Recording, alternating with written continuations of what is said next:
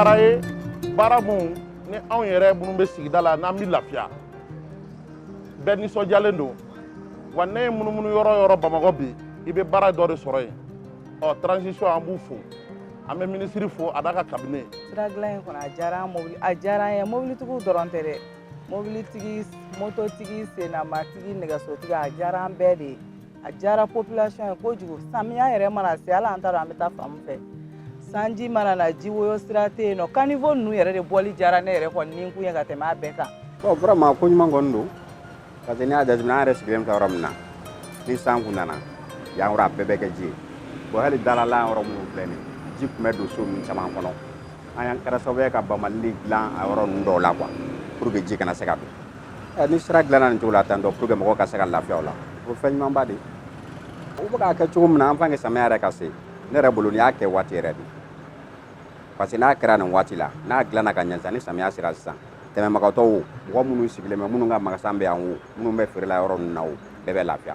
Dans le souci de soulager la souffrance des usagers de la route, le ministère des Transports et des Infrastructures a lancé depuis quelques semaines de vastes chantiers d'entretien routier dans le district de Bamako.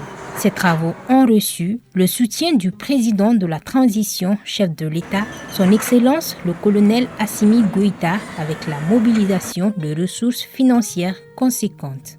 Le président de la transition, dans le cadre de son programme d'urgence, a accordé un montant d'à peu près 5 milliards de francs CFA uniquement pour le district de Bamako, pour la réhabilitation, c'est-à-dire les réseaux routiers au niveau de Bamako est vieillissant.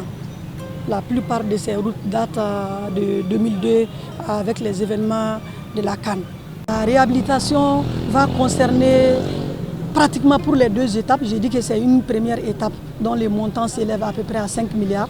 Il y a une deuxième étape dont le montant s'élève à peu près à 15 milliards. Ça ne tient pas compte des travaux qui sont prévus sur les montants de l'autorité routière de 2022. Nous sommes jusqu'à présent sur les reliquats de 2021. Donc je pense qu'avec la première étape, les 5 milliards que nous avons commencé, la deuxième étape, les 15 milliards que nous allons commencer, et ensuite avec les programmes proprement dit de 2022, je peux dire que les Bamakois vont dire Inch'Allah dans peu de temps, Alhamdoulilah. Parce que nous aurons à attaquer toutes les chaussées dont les états de dégradation sont considérables. Donc on peut dire qu'on va aller au maximum, Inch'Allah. Et les travaux ne concernent pas seulement Bamako, ces travaux concernent même les régions. Les capitales régionales sont concernées et ensuite avec les projets PAR au niveau des pistes rurales, on a élaboré un programme qui concerne les pistes rurales. Donc cette année, chacun va trouver son compte du niveau local au niveau régional et au niveau central. Donc on est sûr et certain que tous les travaux qui ont été programmés vont être réalisés, Inch'Allah, et réalisés à hauteur de souhait. Pour cette année, le département en charge des transports et des infrastructures a diversifié son mode d'intervention dans le cadre de ces travaux. Ainsi, plusieurs types de travaux sont programmés. Ces travaux portent entre autres sur l'élargissement de certains ouvrages d'assainissement, c'est-à-dire les caniveaux, le rehaussement de la ligne rouge pour certaines chaussées, ensuite la création même de certains ouvrages au niveau des passages où on a constaté depuis des années des inondations, surtout dans la zone ACI. Et ensuite, on a les points tatans au niveau de certaines routes. Donc ces travaux s'étendent sur les deux rives. La rive droite sur 9 axes et la rive gauche sur 7 axes. La réussite de cette campagne des travaux d'entretien routier, en plus d'un bon suivi, dépend aussi d'une meilleure programmation. Sous le leadership de Madame le ministre des Transports et des Infrastructures, la Direction générale des routes abat un travail remarquable à ce sujet. Nous mettons en œuvre les mécanismes d'exécution de ces travaux-là à travers les différentes structures, les différents organes au sein du ministère des Infrastructures. Et nous coordonnons l'ensemble des activités de ces différents intervenants qui sont au-delà de la direction générale des routes. Bien sûr, avant la direction générale des routes, il y a la tutelle qui est le ministère des Transports et des Infrastructures sous le leadership de Madame le ministre. Et après la direction générale des routes, comme je l'ai dit, de la planification, de la programmation, de la définition de la politique nationale. Et après, nous avons les organes d'exécution tels que l'AGEROUTE. L'AGEROUTE, l'agence d'exécution des travaux d'entretien routier, et l'autorité routière interviennent également dans le programme d'entretien routier. L'AGEROUTE exécute les travaux à travers les entreprises et les bureaux d'études sous l'autorité de sa tutelle. Un financement exceptionnel a été acquis par le ministre des Transports et des Infrastructures, un financement exceptionnel de 5 milliards, dont la Direction générale des routes a élaboré un programme et sur lequel nous sommes chargés de la mise en exécution. Par rapport à ça, nous avons choisi 4 entreprises qui sont en train d'évoluer dans le district de Bamako. Nous sommes actuellement sur le site du lot 2. Le lot 2, l'entreprise BECM-CG qui est en train de réaliser ça. Et la route sur laquelle nous nous trouvons, ils ont comme travaux ici la reconstruction sur 500 mètres linéaires et le vêtement de 400 mètres linéaires. Le revêtement de 400 mètres linéaires. Et il y a plusieurs travaux. Et quand vous voyez dans l'ensemble, le programme mis à notre disposition par la Direction générale de l'autorité routière, vous avez tous les corps d'état de construction routière. Vous avez encore des constructions de caniveaux, vous avez l'agrandissement des caniveaux, vous avez l'élargissement des voies, vous avez les reconstructions, vous avez les revêtements et tout ce qu'on peut imaginer. Et même les créages des caniveaux, nous sommes en train de faire. Et là, le programme a été mis en place, démarré très rapidement pour expliquer les inondations que Bamako connaît d'habitude. Voilà aujourd'hui sur lequel nous sommes en train de travailler. Le ministre Dambélé Madina Sissoko, soucieuse du bon déroulement des travaux, veille à la bonne exécution des travaux. Améliorer le niveau de service des routes demeure sa seule préoccupation. Madame le ministre est parmi les contrôleurs des chantiers et elle va suivre de près toutes les réalisations. Et avec les entreprises, un terrain d'entente a été trouvé et ils sont prêts à accompagner la transition pour que les travaux puissent être des travaux dignes de ces noms, c'est-à-dire des travaux réalisés dans les normes de l'art. Les travaux sont subdivisés en 4 lots.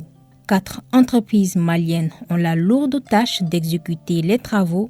Elles sont visiblement engagées pour la réussite de la campagne d'entretien routier en cours. Nous sommes sur l'axe RN7, la voie qui mène vers la CNRX.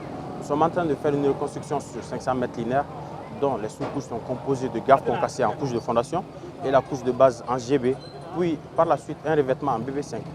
C'est quelque chose qui sort de l'ordinaire qu'on n'a pas l'habitude de voir, surtout à Bamako. Et une fois terminées toutes ces tâches, nous devions vraiment protéger les accotements par le bétonnage armé. L'accent a été mis sur la qualité des travaux. C'est-à-dire, d'habitude, on faisait des caniveaux en maçonnerie de moellons. Cette année, ils ont demandé de faire des caniveaux en béton. Les parois sont en béton, avec des dalles prévues à tous les passages pour les véhicules et pour les piétons.